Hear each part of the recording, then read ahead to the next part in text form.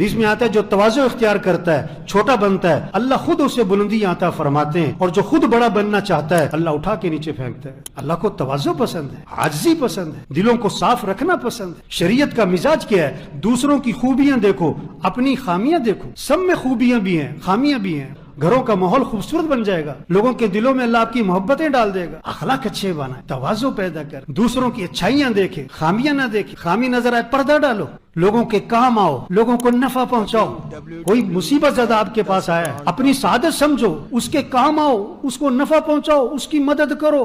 وہ آپ کے پیچھے نہ پھرے، آپ اس کے پیچھے پھرو، بھائی میں تمہاری کیا مدد کر سکتا ہوں۔ مسئلہ حل ہو یا نہ ہو، آپ کوشش کرو اس کا مسئلہ حل کر دیں۔ آپ نے فرمایا اللہ پاک اس وقت تک اپنے بندے کی مدد میں خود لگے رہتے ہیں جب تک وہ اپنے کسی بھائی کی مدد میں لگا رہتا ہے۔ آپ کسی کی مدد کرو، اللہ آپ کی مدد فرمائیں گے۔ تو میرے بھائیو، ہمارا معاشرہ خوبصورت بنے گا، اخلاق اچھے بنائیں، غصے پہ قابو کریں، کسی کو حقیر نہ سمجھیں، دلوں میں بغض نہ رکھیں، کینہ نہ رکھیں، کسی کی غیبت نہ کریں، چغلی نہ کریں، اپنے اندر تکبر نہ لائیں، اپنے آپ کو بڑا نہ سمجھیں۔ اب بڑے سے بڑے افسر بن جاؤ، اپنے آپ کو کچھ نہ سمجھنا۔ اب سب سے بڑے مالدار بن جاؤ، اپنے آپ کو کچھ نہ سمجھنا۔ بڑائی اللہ کی ہے، جو کچھ آپ کے پاس ہے آپ کو کس نے دیا ہوا ہے؟ اللہ جب چاہے چھین لے، اب کیا کر لو گے؟ تواضع پیدا کریں۔